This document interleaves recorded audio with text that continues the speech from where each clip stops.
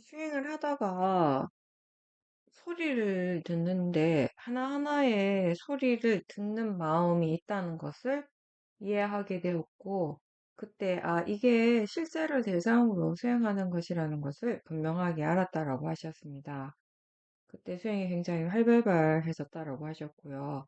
요즘 허리 통증이 아주 심해서 누워서 생활을 하고 누워서 수행을 하는데, 오롯이 이렇게 수행할 수 있어서 좋은 마음도 있고, 또 평소에는 내가 가족들을 돌보는데 지금은 가족들이 다 나를 돌봐주니까 그것에 대한 어떤 좋아하는 마음, 이런 탐심도 있다라고 하셨고요.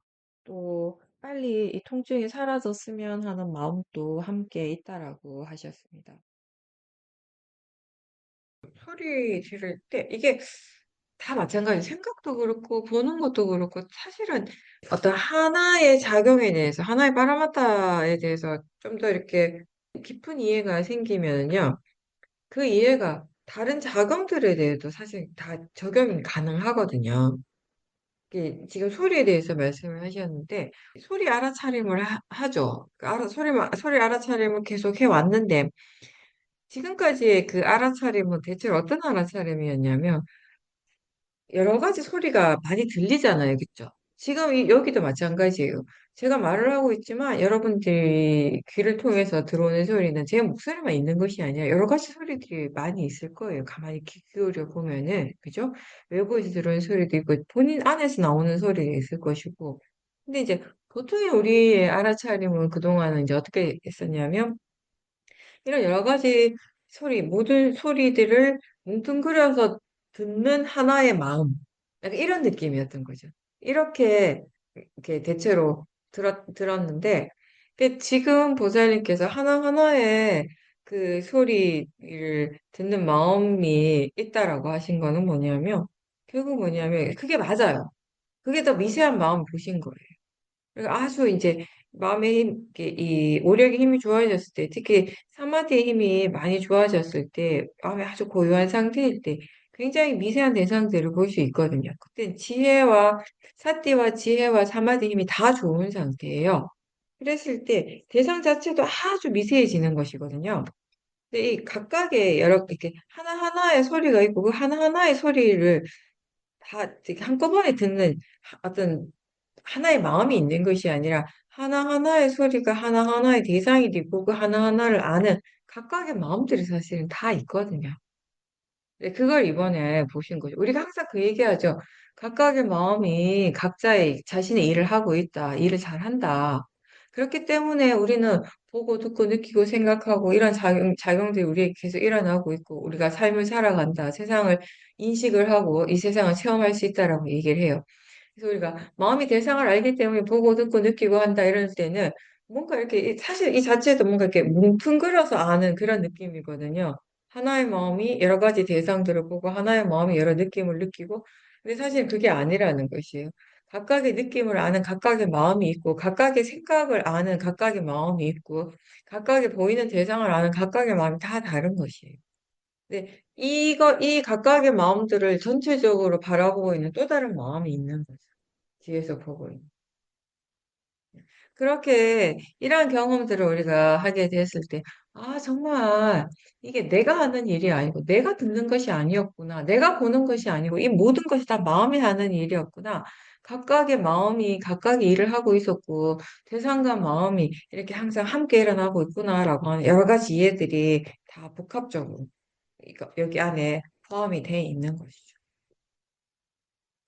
그리고 이제 오랜만에 보살님께서 그동안은 계속 어떤 이렇게 여러 가지 상황들 때문에 어쩔 수 없이 뭐, 뭐 어쩔 수 없이라고 표현해도 되는지 모르겠지만 여러 가지 상황들 때문에 보살님께서 다른 이제 이 가족들을 계속 보살펴 줘야 하는 그런 역할이었어요. 꽤 오랫동안, 지난 몇 년 동안 건강상의 이유나 여러 가지로. 근데 이제 오랜만에 본인이 이제 몸이 지금 상태가 너무 안 좋으니까 돌봄을 받는 입장이 되니까 마음이 그거를 이렇게 막 좋아한다라는 거, 즐긴다라고 하셨는데, 그 즐기는 마음이 탐심이라는 걸 알고 있고, 그리고 그 탐심을 대상으로 보고 있다면 문제될 것은 없죠, 사실상. 문제될 건 없고, 그 오롯이 수행할 수 있다라는 거, 그 자체를, 그러니까 통증이 너무 심한데, 만약에 수행을 하지 않았다면, 그 통증, 강한 통증에 자기 자신이 완전히 매몰이 되었을 거예요. 너무 고통스러웠을 거예요. 근데 거기 안에서 어떤 즐거움을 느꼈다라고 하는 것은 수행할 수 있는 즐거움이었던 것이죠. 지금 마음이 수행을 하고 있기 때문에 그런 즐거운 느낌을 느꼈던 것이죠. 그래서, 아무리 우리가 몸이 아파도 마음은 수행을 할 수가 있어요. 그리고 다르게 얘기하면, 아프니까 또 수행 열심히 해야 되는 거예요. 그렇지 않으면은 마음이 엄청 고통스러워지거든요. 그러니까 이게 수행의 이익이란 것이 그런 거잖아요. 번뇌가 본다고 해서 알아차린다고 해서 번뇌가 바로 사라지진 않더라도 적어도 그 번뇌 때문에 일어났던 마음의 고통, 괴로움은 사라질 수 있다는 것이거든요. 그거를 똑같이 이 몸의 통증에 대해서 대입을 할 수 있는 거예요. 알아차린다고 해서 통증 자체가 사라지진 않아요. 그렇지만 그 통증 때문에 일어났던 고통스러운 마음, 괴로운 마음은 이제 없는 거죠. 그게 이제 수행의 이익인 것이죠. 그래서 몸의 통증이 있고 아픈 것이 마음이 괴로워할 일은 아니거든요. 그냥 아픈 거지. 그냥 통증인 거고, 그런 느낌이 일어나고 있는 것이죠. 그래서 그때 그 통증과 함께 일어나는 마음을 대상으로 보는 것을 계속 이제 잘 하셔야 되겠죠. 그럼 또 그 안에서도 또 우리가 많은 것들을 또 그동안 알지 못했던, 놓쳤던 것들을 또 다시 보게 되는 그런 좋은 기회가 되는 것이니까요. 아까 보살님께서 하나하나의 소리가 다 다르게 일어나고 그 소리를 듣는 다른 각각의 마음들이 있다라고 하셨어요. 근데 통증을 우리가 대상으로 가만히 시켜보면 거기도 마찬가지예요. 그냥 우리가 아프다, 통증이다라고 했을 때는 딱 하나의 뭉뚱그려진 또 하나의 느낌인 것 같잖아요. 근데 사실 그게 하나의 느낌이 아니에요. 그 안에 여러 수많은 감각들이 함께 일어나고 있는 이게 뭐라고 해야 되나? 집합체라고 해야 되나? 그거예요, 사실은 우리한테 일어나고 있는. 그래서 그 통증을 바라보는 마음이 이 번뇌 없이 그냥 그 법으로서 대상으로서 오롯이 이렇게 바라보게 되면 그런 식으로 이러한 느낌이 일어나고 있다는 걸 우리가 알게 되는 것이에요. 그렇게 알 때 어떤 변화가 생기냐면 그전에는 그냥 아프다, 통증이다 이렇게 알았던 느낌이 그냥 느낌으로서 말아지는 거예요. 아프다라는 통증이라고 하는 생각이 확연히 줄어들거나 아니면 아예 없을 수도 있어요. 그냥 단지 일어나는 감각, 그냥 단지 느껴지는 것으로만 알게 되는 것이죠. 네, 그런 차이가 있죠. 한번 잘 지켜보십시오. 이 마음을, 즐기고자 하는 마음, 좋아하는 마음도 보고, 또 통증이 아주 심하게 일어날 때, 그 통증에 대해서 마음이 어떻게 생각하는지, 어떤 견해로서 보고 있는지, 견해가 충분히 바를 때, 이게 내 몸이라는 생각 없이 그런 지혜로서 바라볼 수 있을 때, 그때 이 통증에 대해서 이해되고 알아지는 것도 무엇인지, 이런 것들에 대해서 한번 쭉 경험을 할 수 있는 좋은 기회인 것 같습니다. 거울에 비춰지는 모습을 볼 때, 탐심이나 불만족이 있을 때나, 그렇지 않을 때, 그때그때 마음의 조건에 따라서 달라지는 모습을 보게 되는데, 물론 이게 이제 관념적인 것인데, 그런 경험들을 하면서, 실제를 대상으로 수행하는 것이 정말 바르고 진실된 것이라는 것이 깊게 느껴졌다라고 하셨습니다.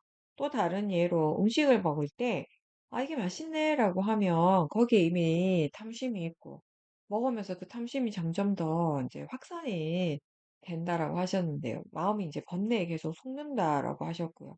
그런 것들을 보면서 이 관념이 아니라 실제를 대상으로 하고 실제에 대해서 수행하는 것이 얼마나 진짜인지, 그게 진실된 것인지를 느끼게 되고 또 이 수행에 대해서 신뢰가 생긴다라고 하셨습니다.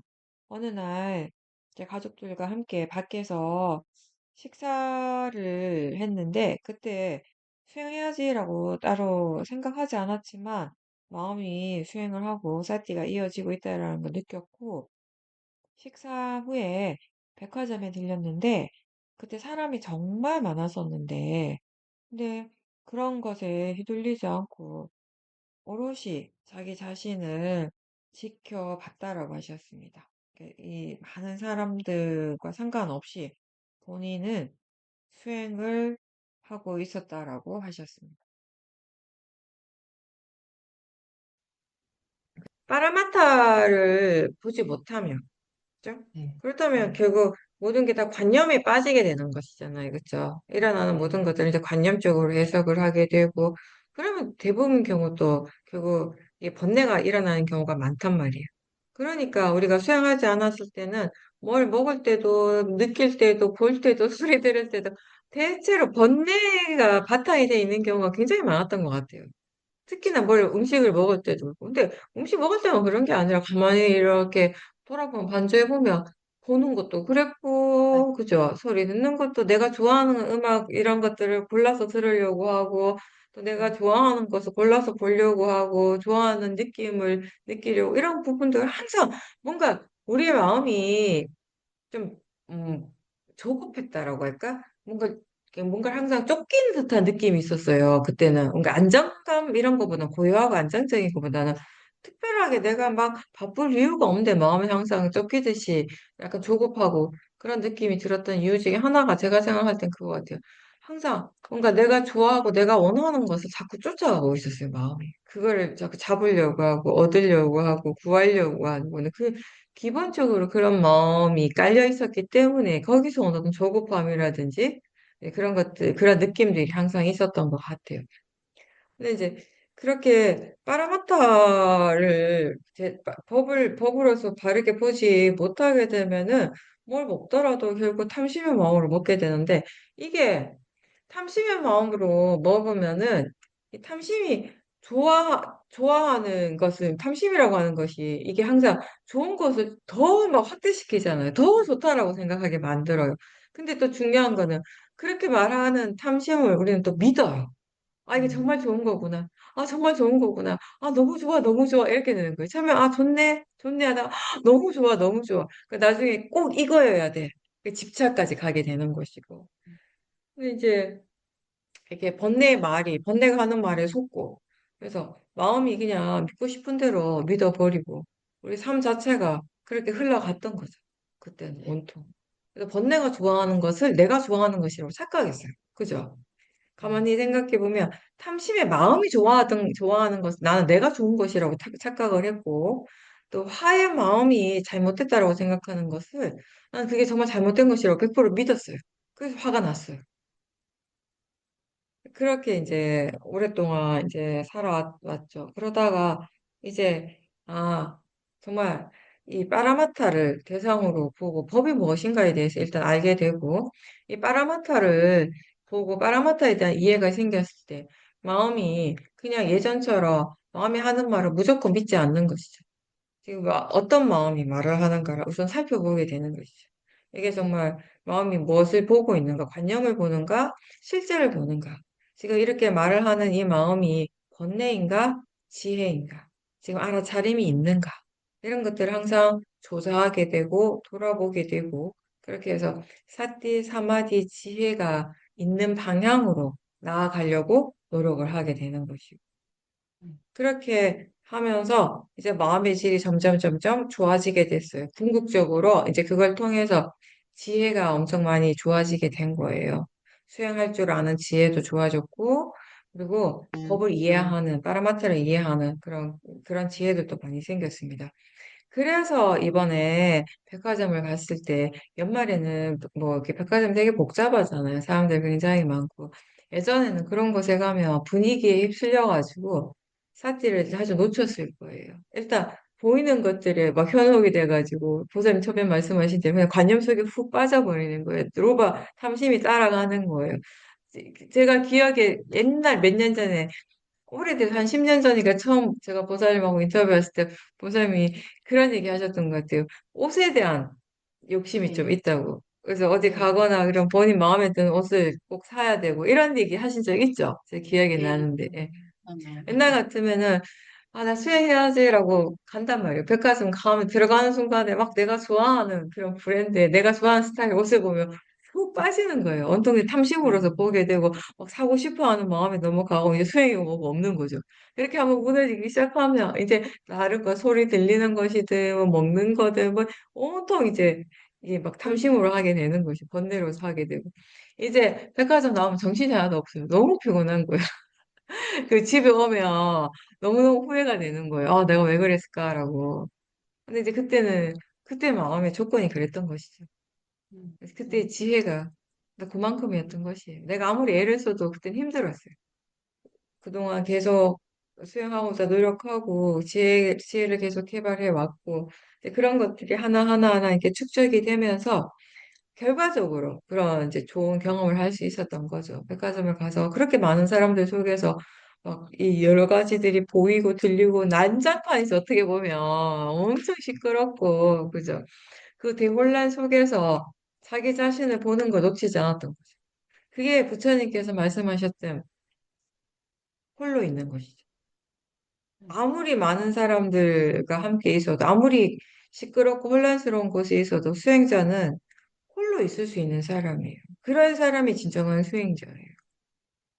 오롯이 자기 자신에게 집중하는 사람, 오롯이 법에 집중하고 있을 때 우리는 어디에 있든지 간에 아무리 많은 사람들과 어디에 있든지 간에 상관없이 오롯이 홀로 있음을 경험을 하게 되는 것이죠. 어느 정도 이제 마음이 이게 개발이 되고 이 사티와 지혜의 힘이 충분히 좋아지게 되면요. 제 경험을 통해서 보면 그런 것 같아요. 이제는 어떻게 보면 오히려 더 막 시끄럽고 복잡한 곳에 가면 갈수록 마음이 반대쪽으로 가요. 더 조용해져요. 여러 가지 이유가 있겠지만 그 메인 이유 조건 중에 하나는 제가 볼 땐 그런 것 같아요. 마음이 이제 아는 거예요. 수행을 정말 잘 열심히 해야 되는 순간이라는 것을. 그럴 때가. 자칫하면 이게 놓칠 수 있다라는 것을 알거든요. 이 번뇌라고 하는 것이 정말 작은 틈을 놓치지 않잖아요. 정말 바늘 같은 틈이 있으면 그 틈을 삐집고 들어오는 게 번뇌예요. 근데 우리 그런 경험을 너무 많이 한 거예요. 이 정도면 충분하다라고 생각했지만 거기에서 또 여전히 번뇌가 일어나고 한 번 일어난 번뇌를 제대로 지켜보지 못하면 제대로 이렇게 컨트롤하지 못하면 어느 순간에 이게 큰 불이 되어버리고 그런 경험들을 많이 했던 거예요. 그래서 그런 상황이 되면 마음이 더 주의를 기울이죠. 또 조심을 하는 거죠. 수행하는 쪽으로. 그래서 사띠는 우리를 보호해 줍니다. 수행이 우리를 보호해 준 역할을 하는 거죠. 법이 우리를 보호합니다. 내가 법을 지키려고, 법을 보고, 법을 이해하고, 이 법을 지키려고 노력하는 만큼 사실상 우리도 역시 그 법으로부터 보호를 받고 있는 거예요. 친구들 몇 명과 연속해서 통화를 할 일이 있었는데, 한 친구는 감기가 심하게 들은 상태였고, 또 다른 친구는 집 이사 문제로 이렇게 고민을 하고 있는데 이 친구들하고 통화를 할 때는 알아차림이 잘 됐다라고 하셨어요. 근데 마지막에 다른 한 친구분은 얼마 전에 무릎 관절을 수술했는데 외출해서 넘어지는 바람에 얼굴을 심하게 다쳤다라는 얘기를 했고 그거를 들을 때는 사태를 전혀 할 수 없었고 마음이 너무 안타까웠다고 하셨습니다. 동시에 아, 내가 그 상황이면 어떻게 됐을까라는 그런 생각, 그런 걱정들이 많이 일어났고 통화를 하고 난 뒤에도 마음이 안 좋아서 심지어 아주 불안한 꿈도 꾸게 됐다고 하셨습니다. 이렇게 심하게 다쳐서 고생하는 친구의 이야기를 들을 때 실제에만 관심을 두고 그냥 소리로 아는 것이 이게 정말 사람으로서 할 일이 아닌 것 같이 그렇게 느껴졌고 좀 더 적극적으로 반응을 하고 함께 괴로워해야 될 것 같은 그런 마음이 들었다라고 하셨습니다. 근데 그 괴로운 마음이 번뇌잖아요. 그 친구분이 진짜 지금 힘든 건 뭐냐면 몸의 통증도 힘들고, 플러스 심리적으로도 굉장히 힘드실 거 아니에요. 그렇지, 마음적으로도. 그쵸? 그렇지. 그 두 가지가 합쳐지니까 사실은 대부분의 경우는 이 심리적, 이 마음이 고통스러운 거, 마음이 괴로운 게 더 커요. 사실적으로. 예, 몸의 통증도 통증이지만. 그러면 친구분도 지금 괴로워하고, 그 괴로움이 뭐 도사거든요? 화예요, 화. 괴로움이 좋은 게 아니에요, 부살님. 화. 근데 그 친구가 괴로워하니까 나도 같이 괴로워하면서 그 같이 화를 일으키는 것이 도대체 어떤 의미로 좋은 건가요, 그게? 화를 낸다라고 하는 것이. 그 친구가 그렇게 얘기를 할 때 말하자면 나는 이제 공감해 주는 거잖아요. 공감해 줄 그런데 수 그렇게 있죠. 아픈 것에 대해서. 네. 근데 화 공감해, 없이 공감할 수 있죠. 공감해 주는 거 하고, 네. 그거를, 내가 여기서, 이 소리지? 이렇게 되면 내가 그렇게 공감을 못 할 것 같아. 이건 그냥 소리 들리는 것이고, 아, 이런 마음이 일어나는구나라고 하는 것은 그건 그것대로 마음이 하는 것이고요. 공감이라고 하는 것은 다른 것이 아니라 내가 상대가 느끼는 똑같은 통증과 똑같은 고통을 느끼는 것이 공감이 아니라 그럴 때는 상대방에게 위로를 해주는 거잖아요. 그 사람에게 마음을 좀 편안하게 해줄 수 있는 위로를 하는 것이에요.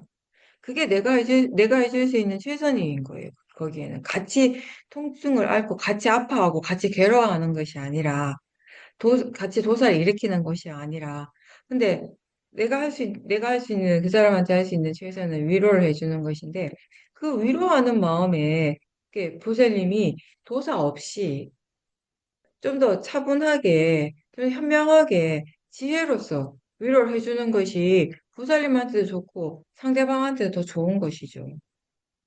그게 음, 뭔가 정이 없고, 내가 너무 막 알았, 그건 아니에요, 고살리.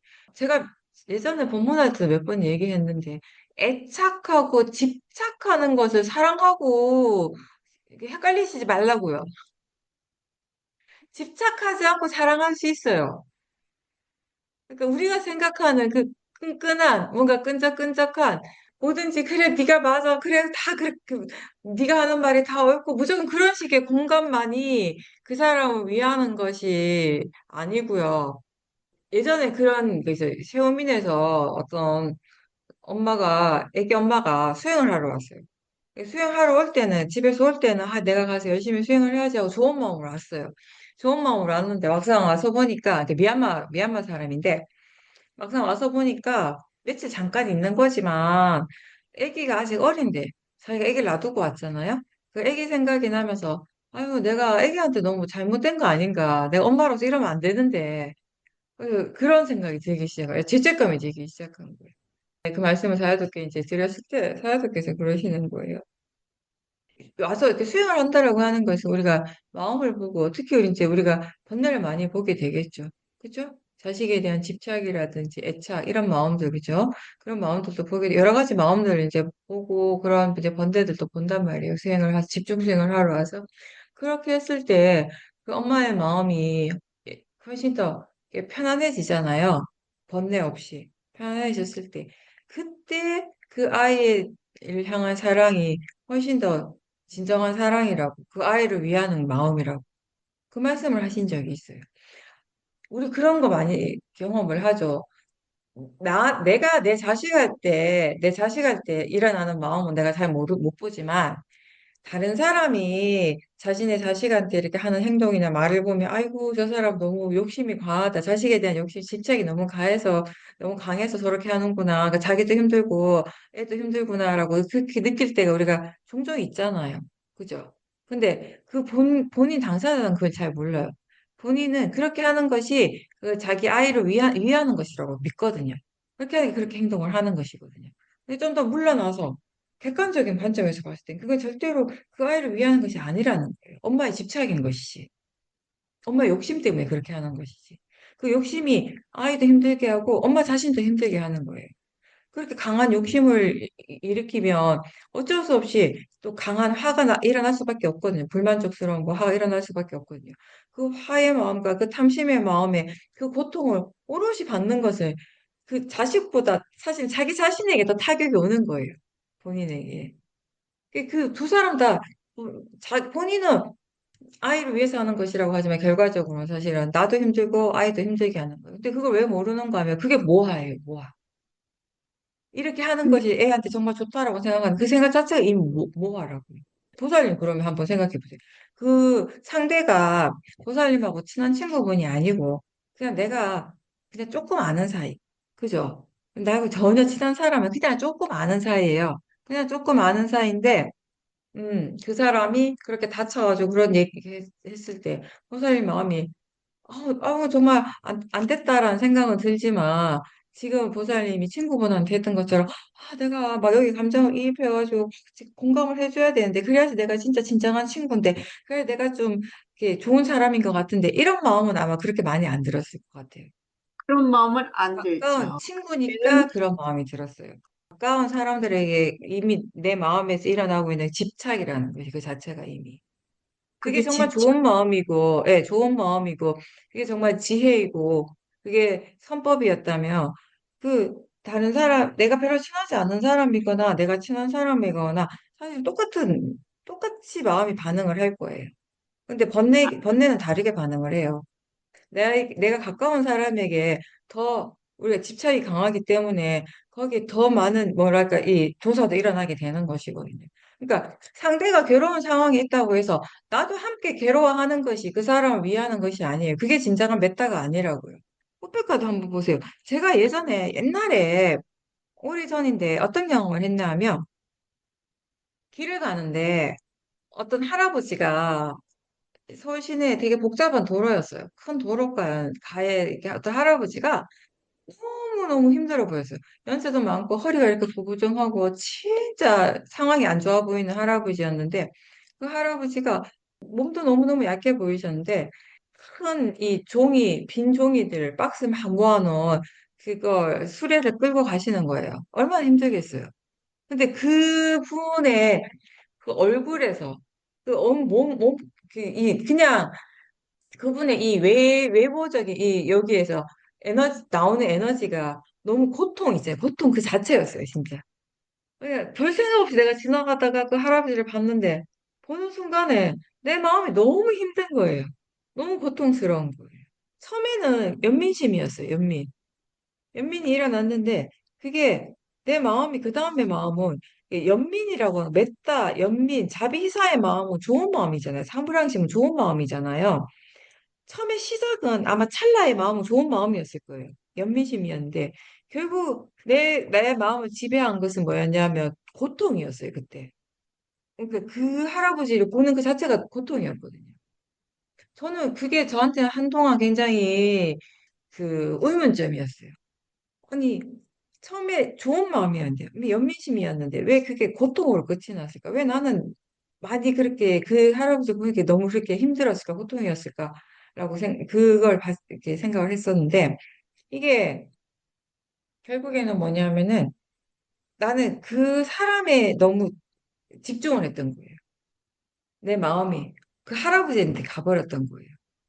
내 마음에서 일어나는 것들을 제대로 보지 못했던 것이에요. 제대로 보지 못했고, 내가 아무것도 할 수 없는 그런 상황일 때, 그럴 때, 이거 내가 어떻게 할 수 없다라는 것을 마음이 받아들이지를 못하더라고, 그때는. 다른 사람을 위해서 도와줘야 되는 상황이고, 상대가 나의 도움이 필요하고, 또 내가 그럴 수 있는 그런 조건이 되어 있다면, 기꺼이 도와주겠죠. 그렇게 기꺼이 도와줌으로 해서, 그걸 통해서 또 더 좋은 마음들이 일어나기도 하고, 이 선법의 그 에너지를 더 키우기도 해요. 그게 일종의 보시가 되는 거예요. 그 보시라고 하는 것이 꼭 뭐 물질적인 돈으로 막 이렇게 하는 것이 아니라 뭔가 어떤 행위적인 것들도 다 보시에 들어가는 것이거든요. 근데 이게 어떤 상황에서는 내가 아무것도 할 수 없는 상황일 때도 있잖아요. 그런 상황일 때 우리의 마음이 거기에서 어떤 도사가 일어날 때가 많아요. 내가 뭔가 할 수 없다라는 그 자체에 대해서. 할 수 없는 것을 받아들이지 못하고 도사가 일어나는 것이거든요. 근데 그런 도사의 마음들 우리가 대상으로 제대로 보지 못하면 굉장히 내 마음이 굉장히 고통스러워져요. 굉장히 힘들어지는 것이거든요. 네. 저한테는 그때 그 경험이 굉장히 오래전의 경험인데 한참 동안 저한테 굉장히 숙제 같은 것이었어요. 왜 마음이 그렇게 반응을 했을까? 왜 시작은 좋은 마음으로 했는데 왜 끝이 그렇게 고통스러웠을까라고 하는 것이 저한테는 굉장히 오랫동안 의문점이었긴 했는데 우페카라고 하는 것은 그냥 되는 것이 아니에요. 지혜예요. 지혜가 있어야지 되는 것이더라고요. 포기할 수 있을 때 포기할 줄 알고, 내가 무엇을 할 수 있는가를 분명하게 알고, 내가 할 수 있는 것을 하고, 내가 할 수 없는 것은 할 수 없다라는 걸 분명하게 알고, 거기에 딱 멈출 수 있는 것, 그 또한 그게 지혜거든요. 그리고 나중에 돌아와서 생각해보면, 내가 그렇게 막 마음으로 괴로워할 것이 아니라, 근데 그렇게 힘들어 보이면 내가 가서 할아버지 리어카를 밀어줬어야 되는 거예요. 사실은. 근데 그때 그 생각은 못하고, 그냥 고통스러워하기만 했어요. 제 스스로. 그래서 제가 이제 그 다음에는 뭔가 이렇게 길을 가거나 내 주변에서 안 좋은 상황에 있는 사람을 봤을 때 내가 할 수 있는 것이 뭔가를 먼저 생각하게 돼요. 예전에는 그 생각하기 이전에 이미 마음이 괴로워해 버리니까 그런 생각을 할 수가 없더라고요. 이해가 되세요? 내 마음이 괴로워하지 않고, 그러니까 화가 없고, 번뇌가 없으면 내가 저 사람을 위해서 뭘 해줄 수 있는가라는 생각을 굉장히 이성적이고 합리적이고 논리적으로 할 수가 있어요. 그러면 그 생각대로 내가 행동을 하면 돼요. 그럼 내 마음은 고통스럽지 않겠죠. 오히려 가볍고 행복할 수 있겠죠.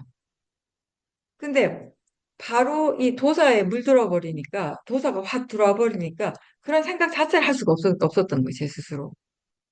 시간이 지나고 화가 이제 없고 좀 더 이렇게 그 앞에 일에 대해서 내가 반조해보고 왜 그랬을까라고 보고 그때 내 마음이 어땠는가라고 이렇게 돌아보니까 아 이러이러해서 저러저러했구나가 이제 정리가 되는 거예요. 그런 다음에 아니 그러면 내가 그때 그 할아버지 잠시라도 내가 할 수 있는 만큼 내가 갈 수 있는 거리만큼이라도 밀어드리고 도와줬으면 차라리 그게 내가 할 수 있는 일 하는 것이었고 그걸 통해서 내 마음이 고통스럽지 않을 수 있었는데 그때는 이 도사 때문에, 고통이라고, 이 괴로움 때문에 그런 생각조차 할 수가 없었다라는 것이에요. 그러니까 보살님도 그 친구에 대한 이렇게 정이 있잖아요. 애정이 있잖아요. 그죠? 그렇다면은 내가 이 친구를 위해서 어떻게 해줘야 될까? 어떤 말을 해주고, 내가 어떤 행동으로서 할 수 없다 하더라도 말로서 위로해 줄 수가 있잖아요. 그죠? 지금 안 좋은 상황에 있는 사람에게 말로서 위로해 줄 때도 정말 그 사람에게 도움이 되는 위로가 되려면은, 도움이 되는 행동이나 말을 하려면은 가장 기본이 뭐냐면, 이거는 그냥 기본이에요, 기본. 기본이 뭐냐면, 내 마음에 번뇌가 없어야 된다는 것이에요. 내가 고통스럽지 않아야 된다는 것이에요. 내가 이미 고통 속에 물들어져 있으면 도사의 생각을 하게 되고 모하의 생각을 하게 되는 것이에요. 쉽지는 않죠.